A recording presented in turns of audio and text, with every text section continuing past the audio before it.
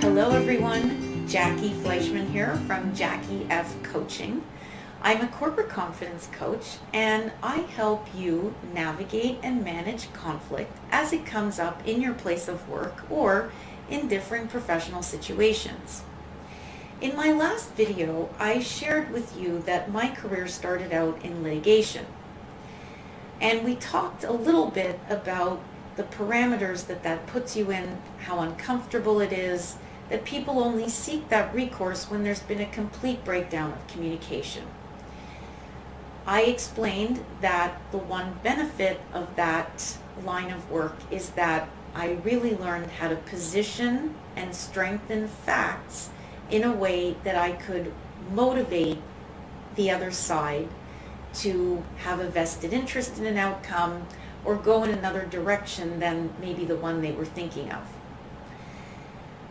After I left litigation, I took a job in a family office, and I did a variety of business and strategic consulting for high net worth individuals. These were mainly professional athletes, some real estate development and builders, residential and commercial, and some media people, mainly people who had great success in the music industry. And when we were coordinating a strategy for a client, there were a lot of different voices at the table.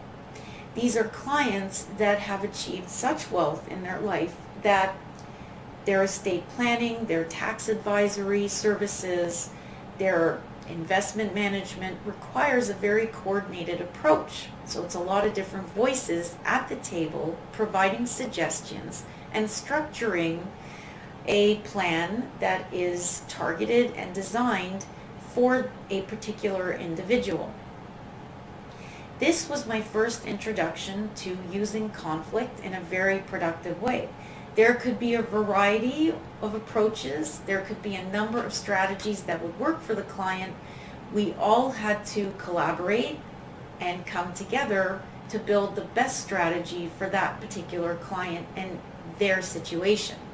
When there are a lot of voices at the table, there's a couple of things that we have to learn to appreciate. And that is that everybody should be heard and listened to because they're bringing a valid point of view to the table, even if you don't agree with it. And you have to understand how to get your point and your voice across when you have to express something important for the client.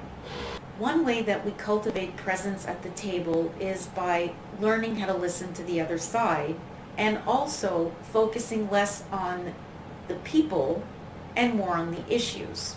So we could start to ask ourselves some questions. Is the other person bringing up a valid point of view? Are they bringing up things that I didn't even think of? What are their concerns? How would I reframe the issue if I disagree with the issue? In other words, is there some validity to what they're saying, but I don't like the approach or the direction they're taking? Are they framing it in a way that I feel is abrasive or aggressive in some way? How could I reframe that issue? What are the pros and cons of doing this particular approach? And more importantly, have we asked ourselves at the table, what is the cost of doing something one way or not doing it at all? These are the kinds of questions that all viewpoints should bring up or should at least raise internally when there is vast amount of disagreement at the table. But at the end of the day, you're all there to get to an outcome and a strategy that's going to work for the client. Always remember that. When we think about conflict in this way, we're starting to take and use it in a very constructive and productive manner. We're using it to collaborate. We're using it to build trust and build rapport with these people sitting at the table. And you're not always working with the same people, but at least for this client and this team of people, you're starting to understand how they view things, how they approach a problem. So the next time you're faced with conflict, try to use it to your advantage. You could find common ground. You could start to cultivate your triggers and see if you can detect the other person's triggers so you can start to downplay them and work with them instead of against them. Maybe if you feel yourself getting aggravated or irritated with someone, take a breath and stop speaking and just listen for a few minutes and reframe your point of view or your issue.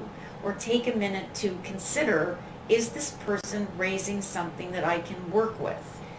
We can use conflict to think outside the box. Start coming up with creative approaches.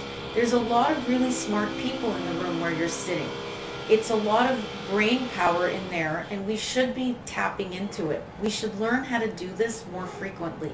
We can establish a framework for win-win. It's not always possible, but we can certainly try to make this a goal to get closer to that scenario. And finally, it can be a pretext to change our entire communication style and build more presence at the table if you understand how to use the conflict to your advantage. I hope these tips helped open up your eyes to how conflict can be used purposefully, constructively, and productively at a meeting, even if you are having a difficult time getting along or considering other people's point of view at the table. I'm Jackie Fleischman. Thank you for watching. If you like these videos and you want to stay in tune with when I post something new, please subscribe. Take care, everyone. Bye.